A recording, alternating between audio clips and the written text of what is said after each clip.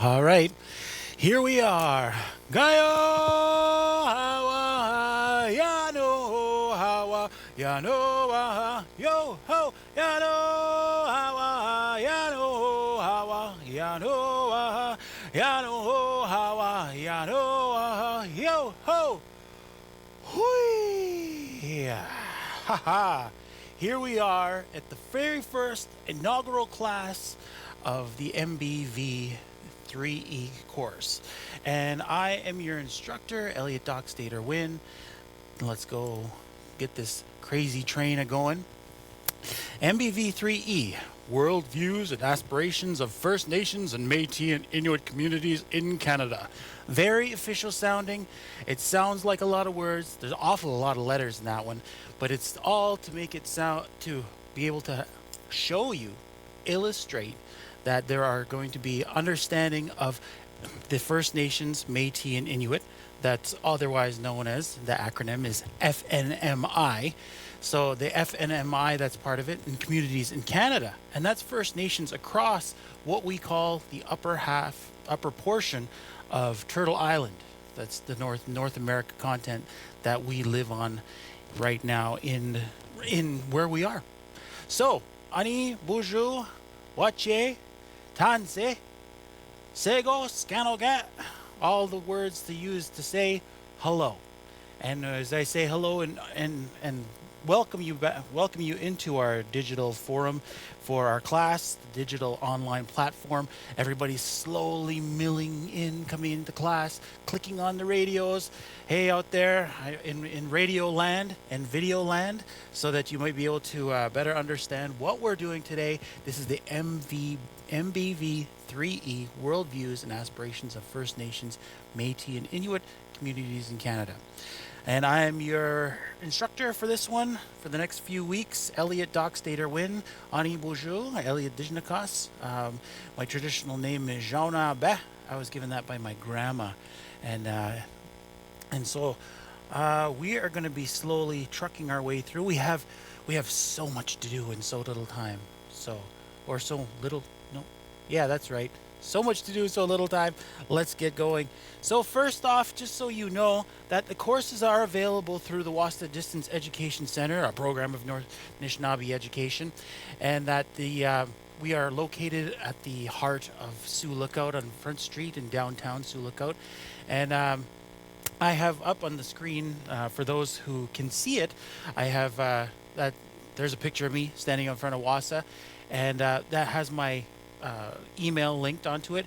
There are a couple of emails, so I'm not sure. You'll have to contact your DEC to make sure, but this is all of my emails are linked to this address, and so that you'll be able to get a hold of me via email if you need to.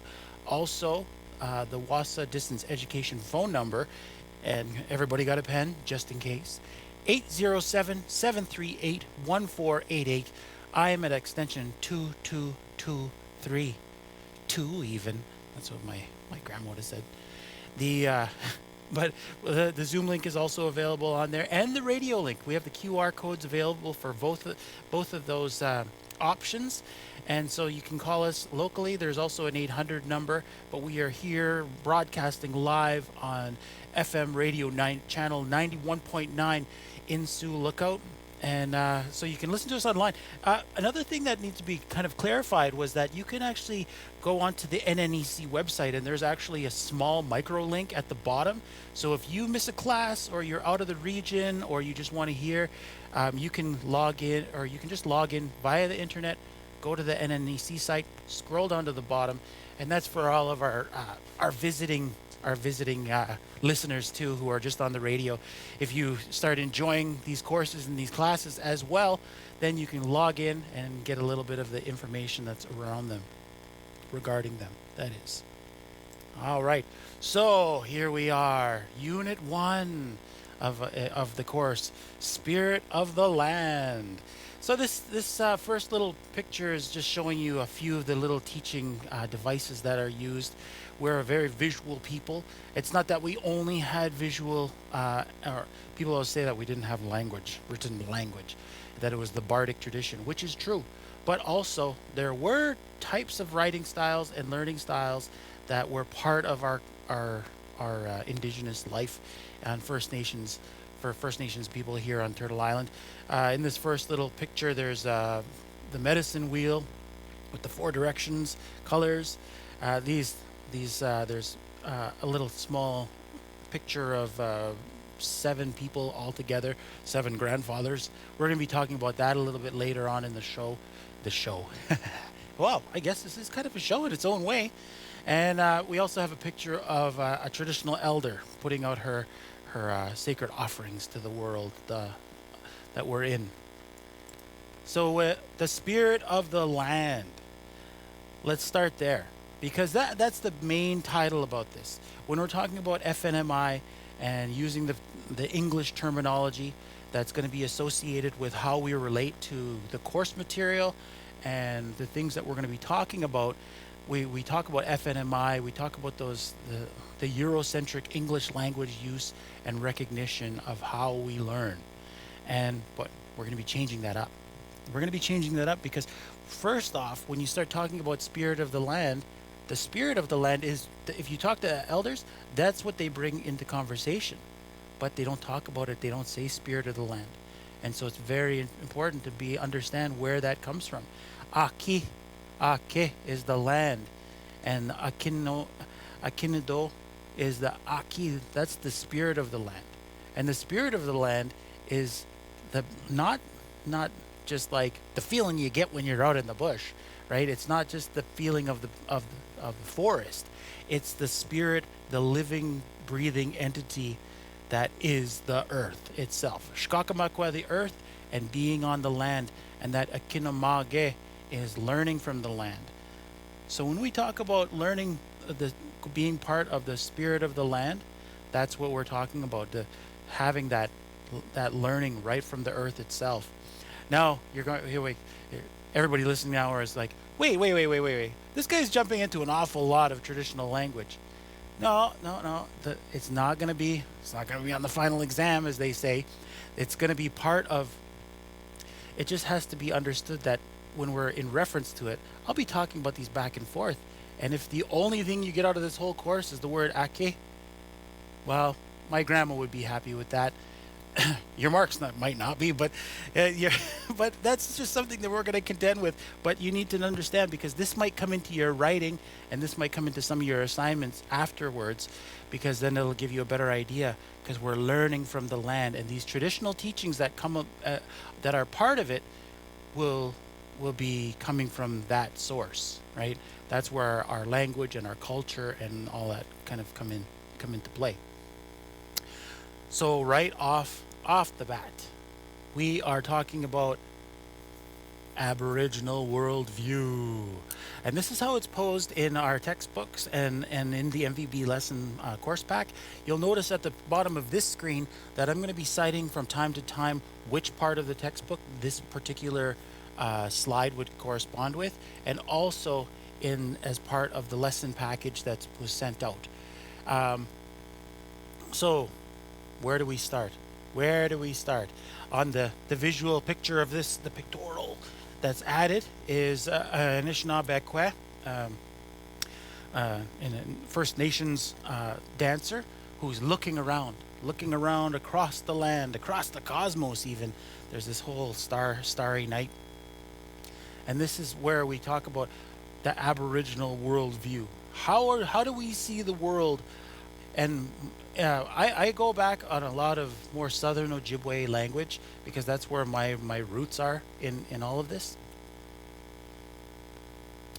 So when I say, on the screen, Enaabiyin, how I see things, or the way I see it, Aboriginal worldview. Now, because our course material is being updated and we can better understand what we're talking about, Aboriginal, that word is kind of a little bit more specific. It's part of our course at the moment, but it's also referred to now as Indigenous worldview. And that Indigenous worldview is how we see things. How do we get to the point of how we see what we're doing, right? We have to be kind of a little bit more specific, because that's what we're bringing into conversation. Indigenous worldview. Indigenous worldview happens to just be like the incorporation of our belief system and how our culture and our values are affected by the way we see it, the way we interact, and the way we move forward in using those belief systems. We're not going to get into the super big technical words about that, but the belief systems and the culture and even where it comes from, all the way back from all those stories from a long time ago, they all affect who we are now. And the very modern thing that we have to contend with Aboriginal worldview or Indigenous worldview, or the Enaabiyin the way we see, is we have to contend with modern history and modern history's effects from contact to now. And they got a little bit more as culture as colonization and the movement of non-indigenous peoples and the integration and becoming a more of reaching that nationhood that we live in today, or the integrated nationhood. But indigenous worldview is the spirit that we bring to it. We're already talking about spirit again. And now people listening are going, what's this guy talking about spirit? Well, those things are very closely related. The mind, body, and spirit experience of the FNMI people is just that. Those things are interchanged and interrelated. And but no spoilers. We're going to get to that pretty soon. So we have here this up on the screen now for those people who can't see is what we need to understand is how worldview is taught right now versus mainstream education versus indigenous knowledge inclusion. Indigenous knowledge. IKK, Indigenous Knowledge Keepers, and this indigenous knowledge is part of our thinking, our the thoughts, and all of that cultural background that we're bringing to the conversation. But mainstream education has the teacher or the learner in the center of this understanding, and we have education, experiential learning, indigenous worldview are around us. This is how indigenous worldview is taught, but also the concepts, those big ideas that we're bringing in, that education is the school, experience is learning in school, the lessons, the units, how we're bringing it in. And up until now, even in mainstream schools, even now, indigenous worldview is part of Native studies, and that's brought in as a part of it, and to better, it comes in as a separate thing. Whereas it being part of the culture, it's part of who we are. And then we're going to talk. Actually, I'm going to just rewind just a moment because there has to be a big distinction, because some people are going, wait. This guy's talking culture, he's talking spirit, he's talking language. But we have to understand what is the difference between what is culture? What defines culture? Because we have to understand that culture, just think about it for a second like this. When people think, oh, Indian culture, all of a sudden they get a picture of a powwow dancer. I even had a picture of a jingle dress dancer at the beginning of this presentation, right? But culture is the things we do in our everyday life that are a part of our world that we're in, right? So our worldview reflects that. And when people go, oh, I don't do anything traditional. I don't do traditional culture. Well, there's a lot of different kind of traditional culture. There's culturally specific to indigenous people that is being supported and part of our livelihood and part of our life every day. And people have, it's not just drums and rattles and feathers and powwow, and like when people think of Indian stuff.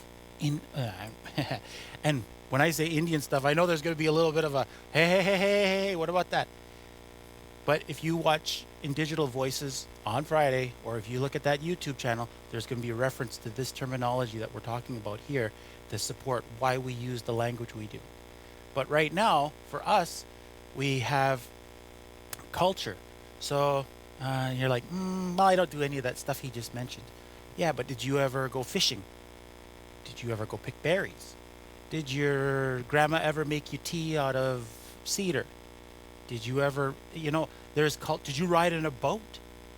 A chiman, right? A boat, you're riding on your boat across the lake.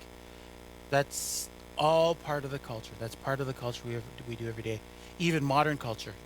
It's almost time to get the snow machine up and running. At least test her out, let her run, or like how do you ever see guys outside? They have their snow machine. It's just on, and they just look at it. They're like, yeah, pretty good. I just got this, and, and they're yeah. Okay, enough of that little offshoot. So, but the thing is, culture, how it was, how it changed, and what it is now, and that affects Indigenous knowledge. So, one of the things that we take into consideration in our everyday learning is Minobemaadziwin. This is also a little picture, Kanirekoa, Kaniro, which is to remember to do things with a good mind. That's what there's a picture on there for people who can't see, and it's showing a little village in the center with the sky swirling around. And this Minobemaadziwin is living in a good way. And living in a good way means you're bringing that energy to everything you do. So remembering to do things with a good mind. So these are two different cultural versions of it, but they have the same kind of interpretation about what they're trying to talk about. Mostly because I added this because when we go into education and we go into thought, now there's regulating things that teachers follow, so that the rules per se.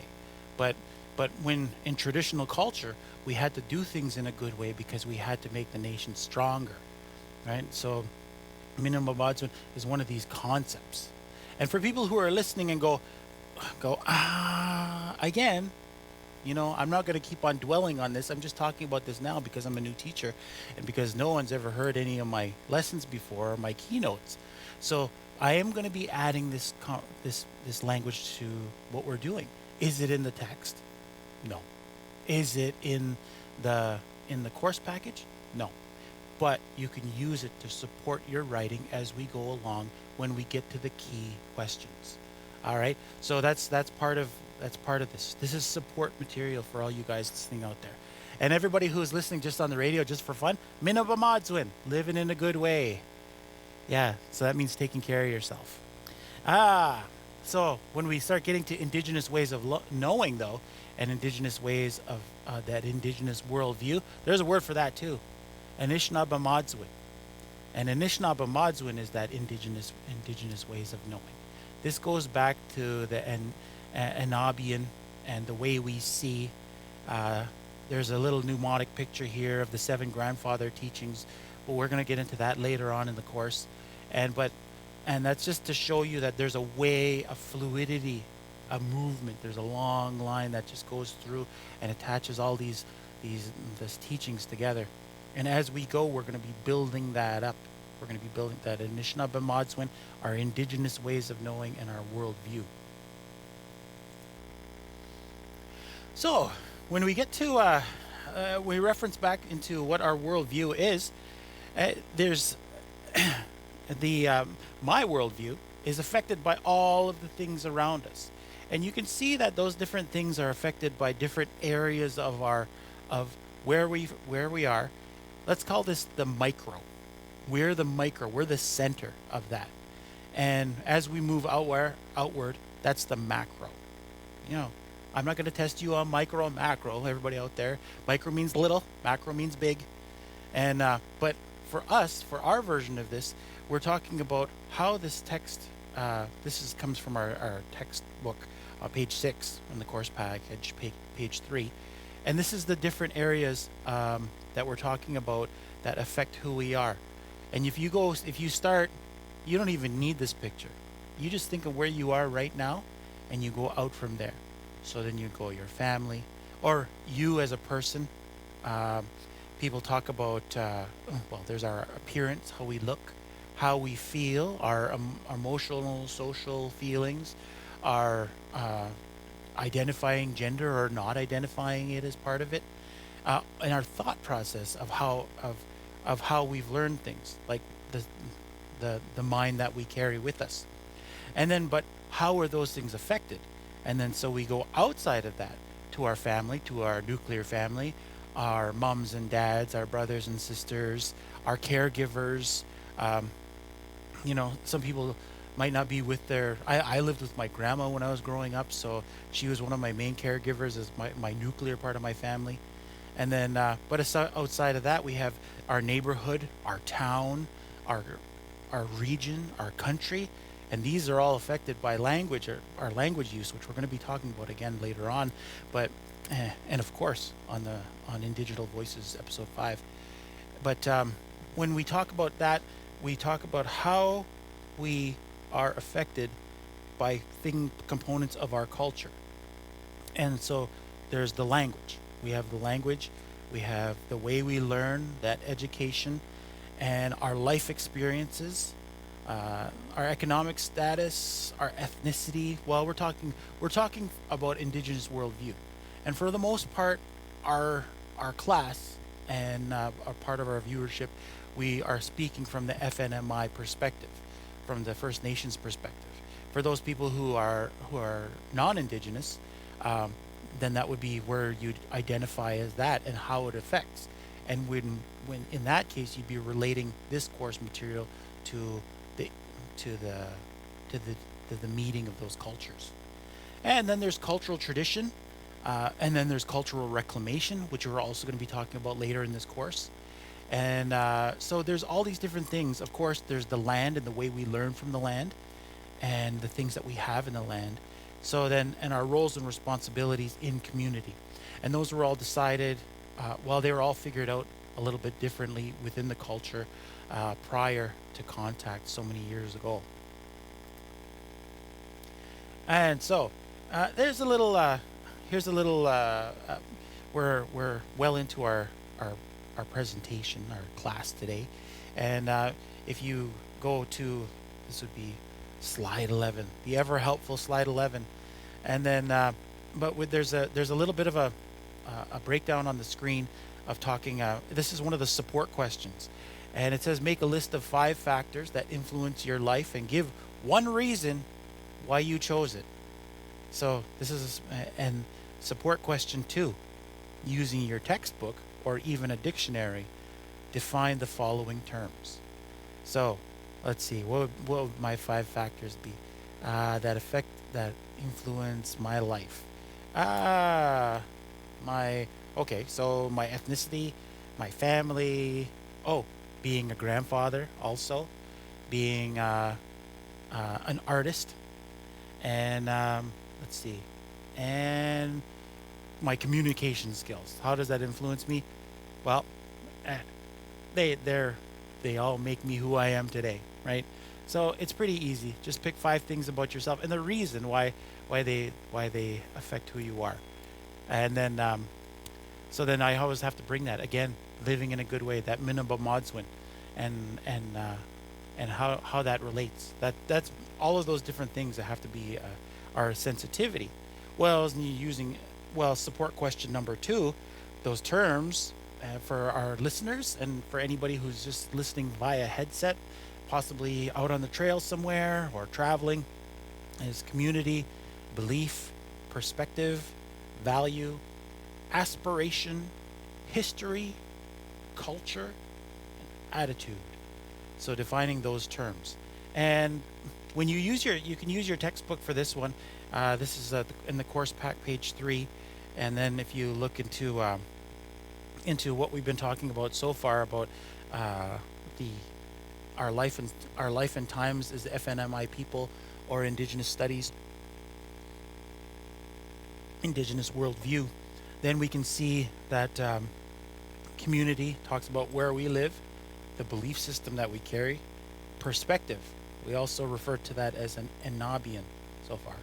Our values, aspiration. What are we aspiring to? The core word of that, aspire. So, and our history, our true history.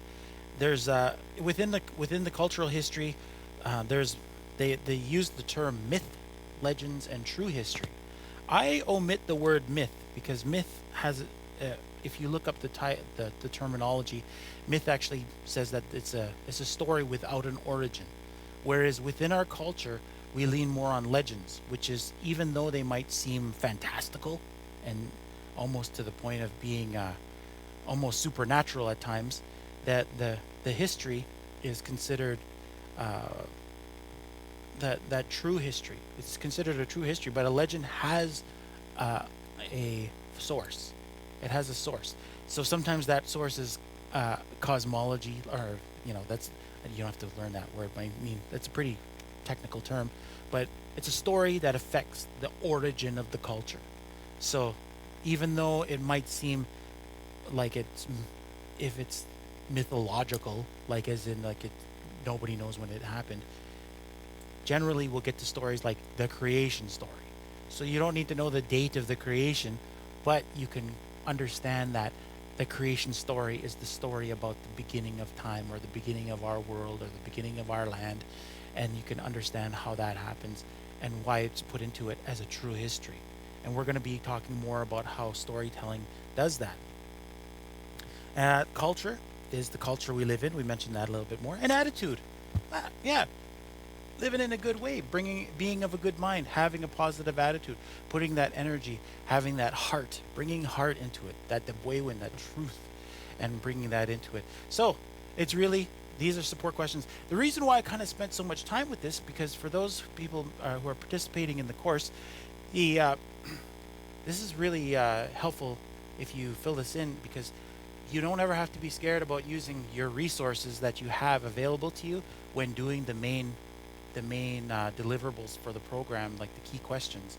And this will definitely be some really good rough notes and really good terminology that you can bring into your later assignments. So even though a support question might be like, well, I don't know, yeah, okay, I get it, just kind of rattle it off my head, but on a positive, using that good attitude, that good old fashioned work for it spirit. Yeah, so jot some of these notes down, because it's going to come in later in the key questions, and we're going to be talking about that as well through our time together. Okay, expressing worldviews, language and identity, changes to the language. When we see in the visual here, we have a picture of a traditional elder, and he's sitting with his pipe, and he's in his wigwam, or his teepee, surrounded by children and parents, and they're sitting by a fire, learning the traditional knowledge. And well, it's interesting. I just noticed this picture blown up now. He's got a metal axe on a handle. So there were axes, but I think there's a little bit of confusion, because when we're talking about Indigenous worldview and Indigenous history, there's always this misconception between who we are now and what we were at one time, and the time frame between those. Because when people talk about First Nations people now, they see them in the media, and when they think about long time ago, they automatically go to horses and teepees and longhouses and canoes and wearing buckskin. And those two things are not it's not far away. I talked to a guy, Peter Page of Red Lake, and he grew up in a wigwam, and he's so old he doesn't even know how old he is. He's probably listening right now. Somebody's going to be like, "Oh, Peter, I heard this guy talking about you." But when we met, he was talking about that he remembers growing up sleeping on hides, wearing moccasins, and living in a wigwam, and he's still alive. And he used to hike it in from where they lived out on the land into Red Lake when he was younger. So this, even though the visual on this picture of this slide, this presentation that I have, is an elder sitting there with his pipe talking, that's how the translation of knowledge would go out, and expressing worldviews. And through the use of our language, we were finding identity, but also the language changed with the inclusion of history, of our integration in Eurocentric academics, school, the residential school enforcement policy through the government of Canada, and there became this other way, and even the language that we use started to become take on slang of its own. So if you want to refer to this, it's on. If you go through the textbook, it's pages 8 to 11, and our course package, it's page 8. So you can see how this relates. And we're still talking about all of those things that affect who we are and how we integrate into our everyday. So, uh, I'm gonna play this little video right now on my screen, so you guys can have a little peek. This is from Indigenous Voices podcast, season 1, episode 2. This was understanding through our language. With we had special guest Jerry Sawanis, and who's a master linguist in Enaabiyin, and we also had a master linguist, Dr. Rhonda Hopkins, who's a master linguist in Enaabiyin, and for the translation, that would be the Ojibwe Odawa dialect, Southern Ojibwe, and the Ojibwe. But and so we had a little excerpt from that show.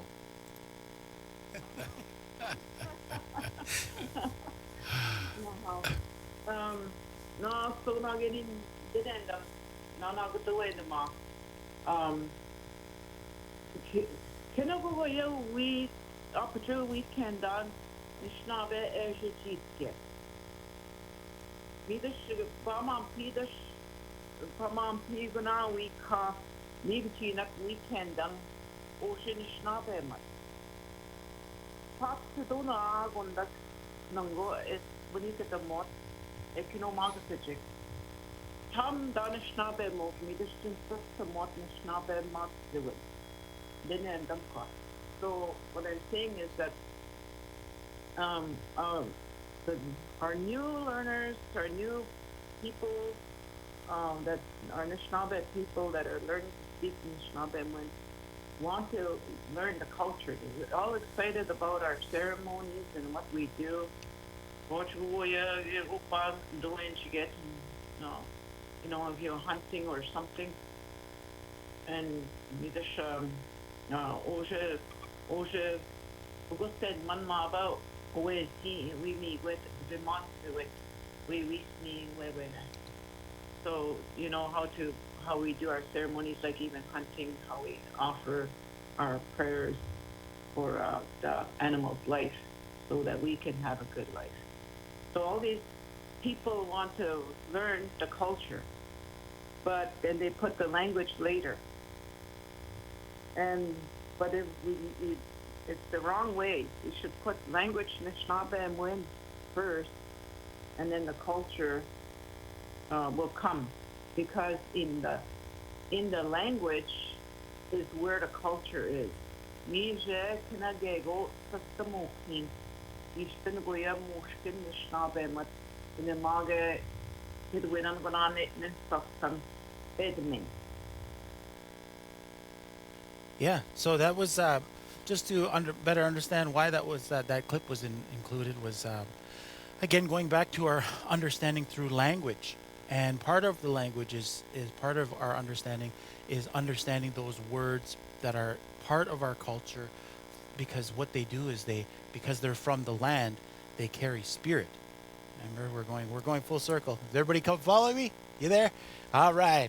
So we're going back to that spirit of the land. We're using that language. We're understanding how those things are integrated and how they fit together through the understanding and use of the language.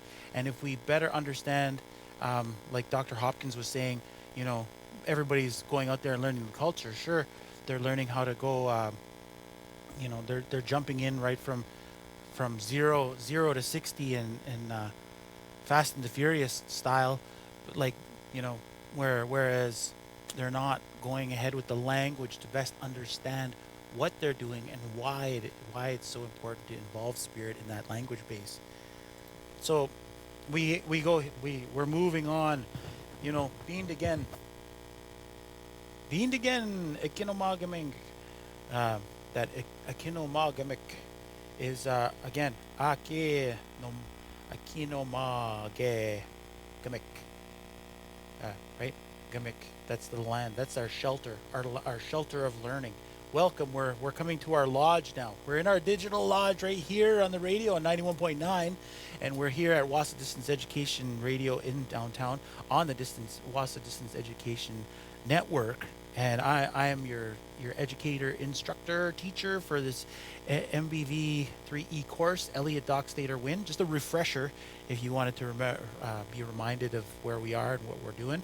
But we are just going through this understanding the spirit of the land. And on the visual here is a picture of a teepee structure, a wigwam structure, and that just happens to be Mount McKay in the background. And but we're learning about, we're welcoming everybody to our lodge, and we're getting ready to learn. You're like, wait, I thought we already started. We're finally getting to the lodge. We're finally going in, and we've been waiting there, getting the rocks ready, as they say. And as far as ceremony goes, the hot rocks for the sweat. The but what so let's see. Let's get a little refresher. What should we be thinking about as we move in through here? This is from the textbook on page 7 for those people who are following along in the books or want a little refresh to so they don't have to always jump back to the video. But we go with our values. Our values, beliefs, attitudes, aspirations. There's that word aspiration again. So values.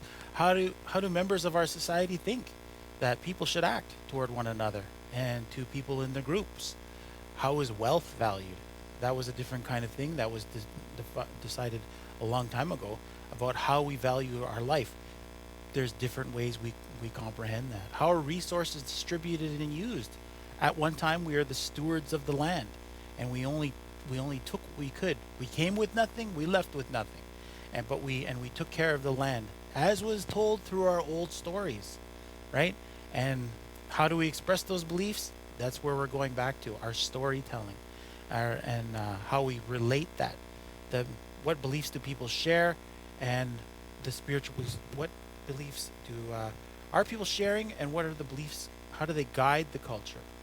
And this is where we change how we're doing, because part of this is when we're thinking about the communication and the ideas that we're working towards as part of our course.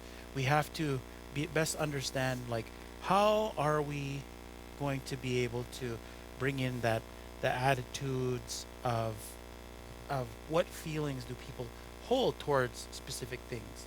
How do people deal with challenges and obstacles? These are all important things, because when we're talking about, we need to bring in that knowledge and that thinking, that communication, that application, so that knowledge base, right? And the thinking is that believing, that attitude, and how do we communicate these things, and our application is aspiring. How do we share this? How do we use the knowledge? What goals do people share as a community? You know, you might have your family and you do stuff with them. You have your friends, you do stuff with them. You have the people outside of that. How do you relate and correspond to that? And what provisions does the society make for the future generations? So, the history of storytelling, Indigenous knowledge. I mentioned this a little bit about the spoken word. There's also petroglyphs and symbols that are around. Some people might have seen these, the rock paintings that are around in some of the lakes. But again, when we're using that, when we think about the spiritual, the mind, body, spirit of Indigenous people, the FNMI people, we're acquiring language, that kinamage, that kindaswin, that knowledge from the land. So the land and the language, those things are together. And how do we apply those things? How do we, the application? Again, we're talking about application. But also we have our legends and true histories, and we have dreams and ceremony. Now this is where people go, oh, this is where he's going to be talking about the cultural FNMI Indian stuff, and we're going to be just to identify that a little bit more, because I've mentioned that before and I don't want it to be too contentious. Indian is a very specific English word that relates to the people, the First Nations people of Turtle Island, and this is a definition that's been used since Christopher Columbus got here in 1492, when he referred to the people of Turtle Island as the Mio Indios.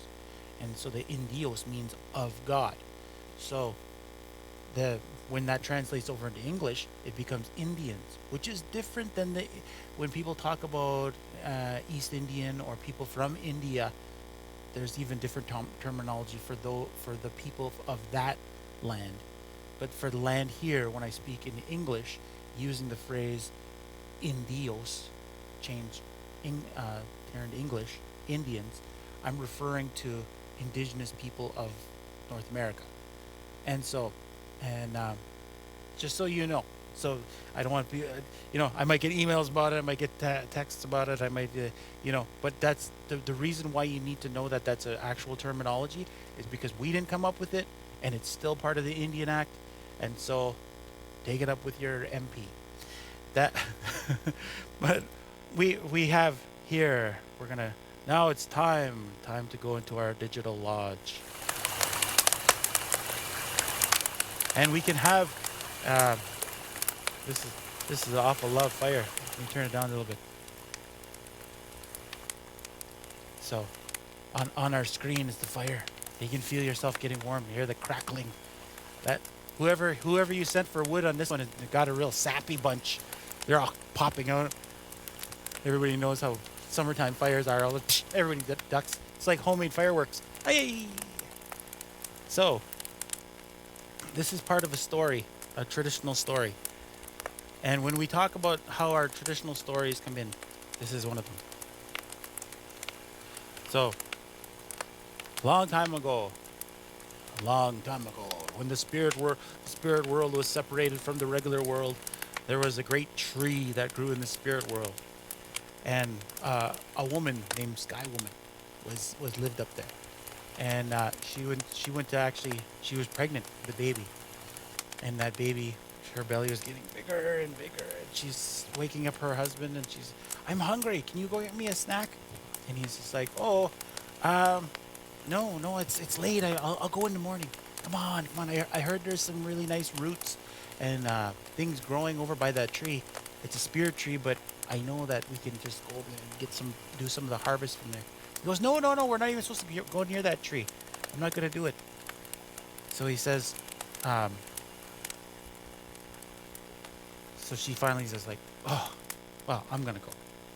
So she goes over to this tree, she starts digging. And then she starts digging through the ground, pulling up the weeds and the roots. All of a sudden, it starts pushing through, and she's like, oh, I think I see something.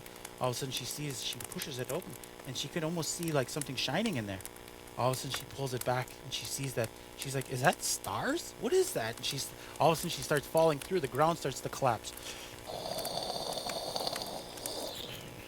And the ground starts collapsing. Just before she falls through the hole, she tries to grab the grass. And she pulls in one hand, grabs some weeds, grabs some grass, pulls the plants. She starts falling. And she's falling, and she's falling. She's falling through space, through the sky. She looks, and in her one hand, she's got tobacco. In her other hand, she's got strawberries. So she quickly puts those into her pouch that she's falling. And she's falling. Ah! Ah! Ah! Falling and falling and falling.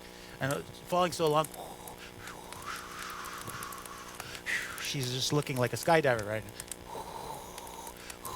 Still falling.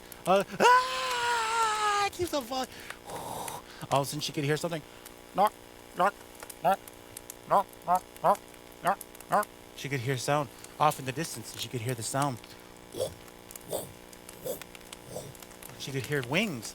All of a sudden she looks, and that sunlight is starting to come up, and she looks and she sees these giant birds, and they're geese. Start coming, and they're circling. They call to her.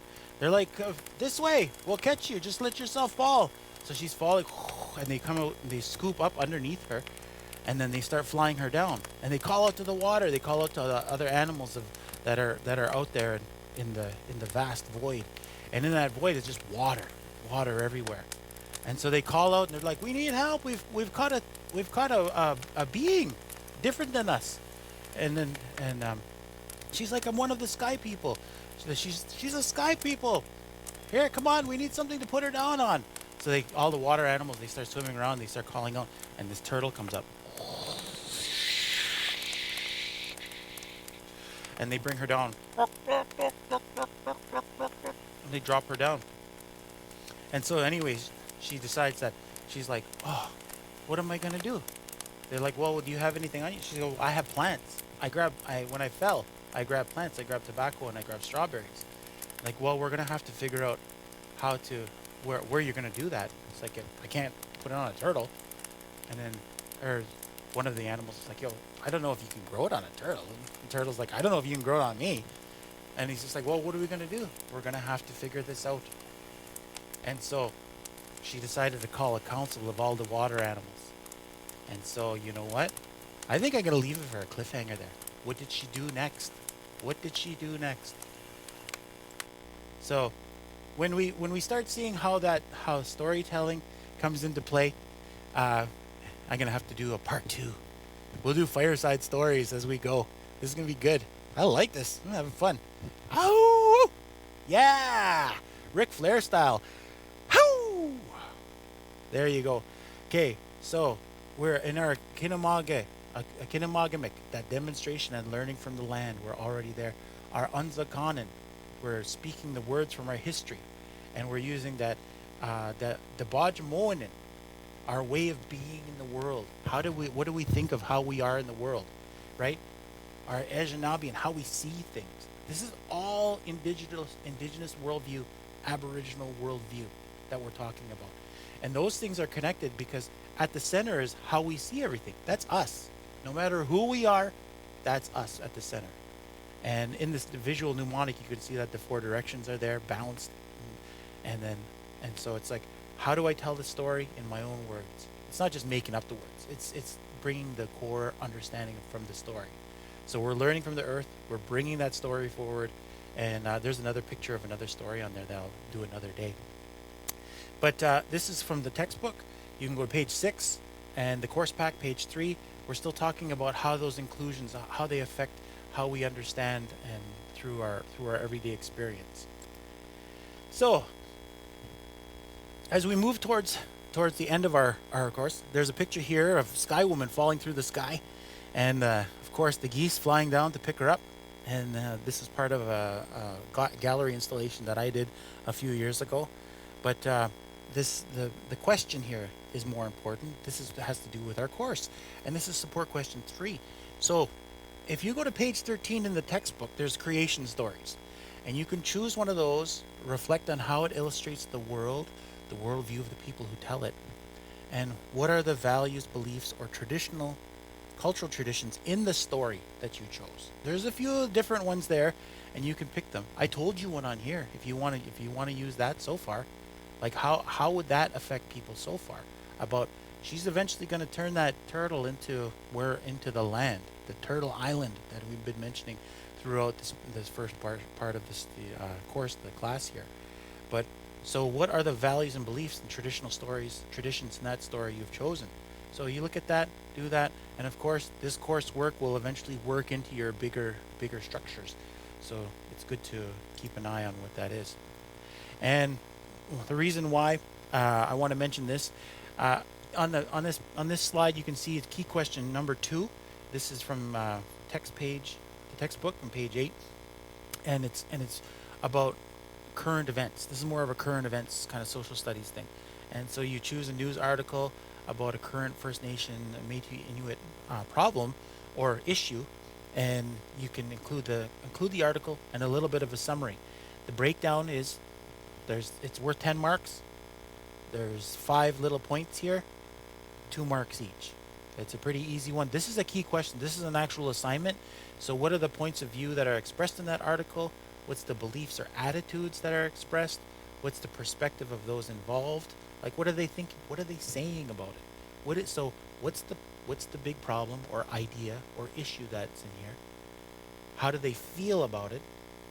And because beliefs and attitudes are different than perspective, right? They're a little bit different.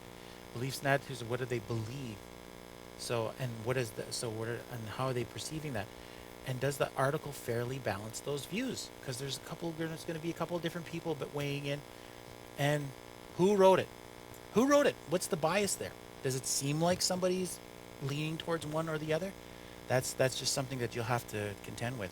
The key questions and all of this will be coming in at the end of Unit 1, and we're going to be talking it as we go. But when I'm giving you the helpful hints of like, fill this out because it's going to go into your answers, we're already at a point where you can already have enough information in the first class to actually do one of your course requisites. So, all right. So we are at the end of lesson 1. Lesson 1, first class. Here we are. Miigwech for being here. I'm your instructor for this one, the teacher, Elliot Dockstader Wynn, and I'm here for you. I already have the contact information, and if anybody needs it, maybe I'm gonna start putting that contact information right at the end too, so when I'm doing this little talk, you can see it again. But I'm at 807-737-1488, extension 2223, or you can get me at elliot.dockstader-win at nnec.on.ca, Chimiigwech. And just so you know, Indigenous knowledge can save the world. And so I will see you here, or I'll talk to you again on Friday when we do the Indigital Voices, which is also on the YouTube site. So Chimiigwech, and with my little segue music happening, we are at the end of the day. So, Paman Piminawa, Kwabman.